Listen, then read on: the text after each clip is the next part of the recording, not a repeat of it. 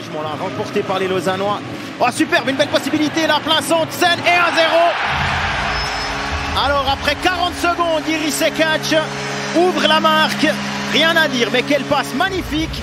Plein centre, Sekac s'échappe entre les deux défenseurs et ouvre la marque. C'est 1-0 pour Lausanne après 40 secondes de jeu. Le Tchèque avait été aussi très présent dans le jeu lausannois mardi. On revoit le coup d'œil de Marc Barberio, une passe au millimètre. Et le but de Sekac qui ne laisse aucune chance à Gilles Sen. On peut se poser la question de la position des deux défenseurs.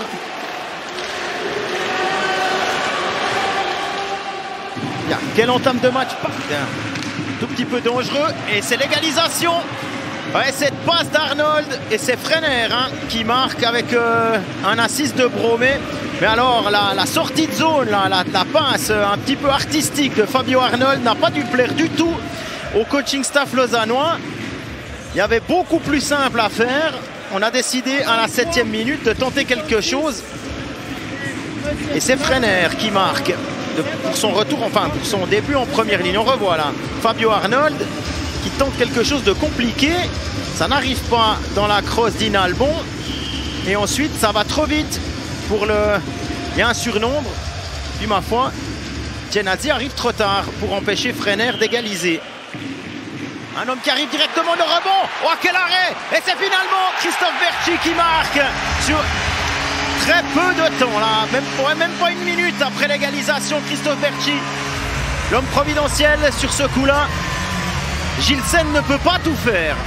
Parce qu'il y a eu un premier arrêt sur une accélération venue de la gauche. Un deuxième arrêt incroyable sur le rebond où il se détend.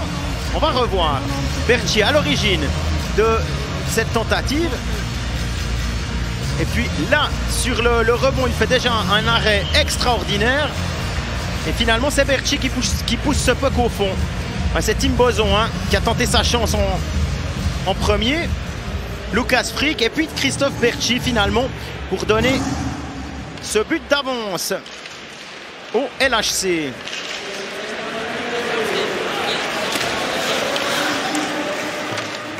Traversé. Voilà, là, c'est une nouvelle fois la crosse de Marty qui sauve et cette fois Nygren qui marque. Ouais, on sentait l'édifice lausannois qui commençait à se craqueler.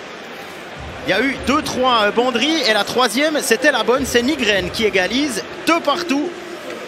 Alors que le match n'est vieux que de 14 minutes, même pas. Deuxième but de la saison pour Nygren. Le premier avait aussi été inscrit en power play. Une bombe qui avait transpercé la défense. Stransky là qui manque et puis Corvi qui offre le puck parfaitement à Nygren. Un assist d'Enzo Corvi. Ah, c'est but! Ah là là!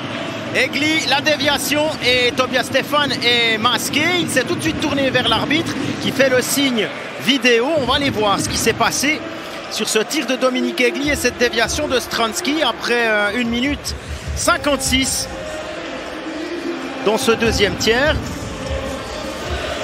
Alors, ce puck qui n'est pas dégagé, qui revient dans la crosse de Dominique Egli, la déviation de Stransky. Dans quelle mesure est-ce que Tobias Stefan a été touché ou gêné? On va revoir. Non, alors je ne vois pas vraiment pourquoi on annulerait cette réussite. Lavozien qui trouve la solution une nouvelle fois. Et cette fois, c'est Prassel qui arrive à battre Tobias Stefan. Encore un but en power play, 4-2. C'est Prassel, c'est le centre zurichois. Son deuxième but de la saison. Et une nouvelle fois, Ambul met son nom sur la fiche de score. Une passe et cette fois Prassel qui n'est empêché par aucun Lausannois d'arriver jusque devant Tobias Stefan. Abandonné sur ce coup-là. Prassel. Oh, c'est le 5-2 pour Simic. But de Simic, là, un peu chanceux sur ce coup-là. Il y a eu un tir Un puck qui a été bloqué, dévié. Tobias Stephan, et c'est parti d'un rebond un peu capricieux derrière la cage du gardien lausannois. Premier but de la saison. On joue la 51e minute. 5-2 pour Davos. On revoit le lancer de Prassel, dévié par Ambul ou par Stephan. Difficile à dire. Et puis ensuite, alors...